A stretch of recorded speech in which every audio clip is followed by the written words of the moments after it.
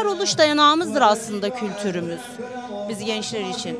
Yani tam anlamıyla yaşıyor diyemeyiz ama tabii ki bunun tek sebebi gençlerin yaşam biçimi değil, içinde bulunmuş olduğu ne derler? Yani jenerasyon, konjüktür, işte sürekli gelişen bir dünya, bir teknolojiyle beraber ama bu kültürü gençlerin bugün daha yoz yaşamasının sebebi biraz da ailelerin çocuklarına ne aktardıklarıyla da alakalıdır. Yani bugün ben kendi ana dilimle, kendi kültürümle yani yaşayamadığım, konuşamadığım ana dilim, yaşayamadığım kültürümle tabii ki de çocuğuma hiçbir şey veremem. Dolayısıyla o da yarın öbür gün bizi temsil eden bir nesil olacak, bizi devam ettiren bir nesil olacağı için hiçbir şey almadan geçecek. Yani bende kalan kültür bende kalmış olacak. Devamı olmayacak. Dolayısıyla kendi ana dilimi, kendi kültürümü ben çocuğuma aktarmak zorundayım. Bu noktada bütün ebeveynlerin aslında yapması gereken bu. Eksikliğimiz bu. Bugün anne babalar konuşmuyorlar, çocuklar önceden şöyle bir durum vardı bir müddet. Anlıyorum ama konuşamıyorum. Şimdi ne anlıyorum ne konuşabiliyorum. Yani o anlama kavramı da şu anda yok. Ne yazık ki bizler için çok üzüntü verici. Yani en güçlü şeydir yani bir topluluğu yok etmek istiyorsan dilinden başlayarak yok edersin. Dil yoksa zaten yani kültürü anlatan şey dildir.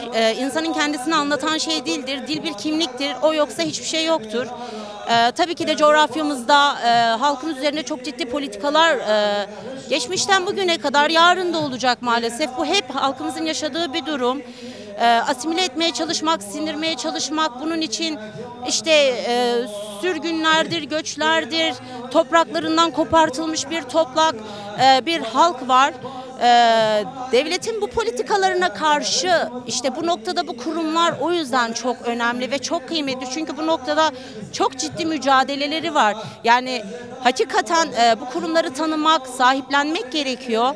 Belki bireysel olarak kendi evimiz içerisinde yapabileceğimiz şey dediğimiz gibi dilimizi yaşatmak, kültürümüzü yaşatmak ama kitlesel olarak da bu kurumları yaşatmak gerekiyor. Çünkü kurumla birlikte bunları yaşatabiliyoruz. Kitlesel bir örgütlenme ihtiyacı duyuyoruz yani bu noktada mücadele noktasında. Belediyelerimizde sırt sırta verip bizi temsil edenlerle yan yana yürümemiz gerekiyor. Bizim karşımızda duran, bizi yok etmeye çalışan, bizi sindirmeye çalışan, bizi kabul etmeyen bir kesimle beraber duran halkımızı da görmek benim adıma çok çok üzüntü verici.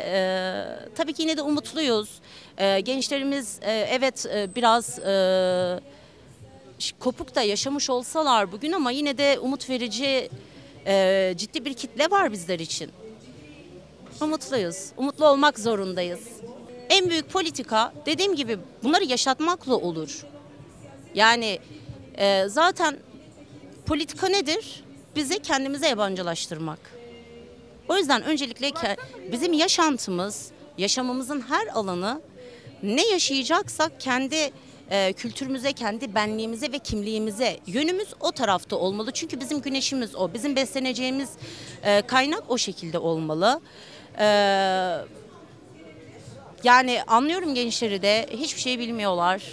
Bilmiyoruz, çok eksiyiz ama bu tamamen bizlerin de suçu değil. Ama kendi bireysellerinde yapacakları budur yani.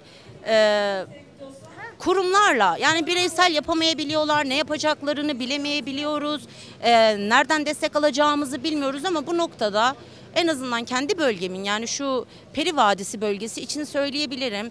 Kayder sadece aslında burayı değil birçok arkadaşımız var bugün bizlerle gelen sadece yöre değil bölgeden arkadaşlarımız var, Ameçlisi var. İşte Bazitli arkadaşlarımız var, Geverli var. Yani dolayısıyla bunlarla iletişime geçebilirler. Burada çok güzel kurslar veriliyor, ana dil kursları veriliyor. Önce kendi dilini öğrenmekle başlar. Kendi de dilini, ana dildir. Yani ne yaparsak yapalım mesele ana dile geliyor yani. Ana dil varsa varız.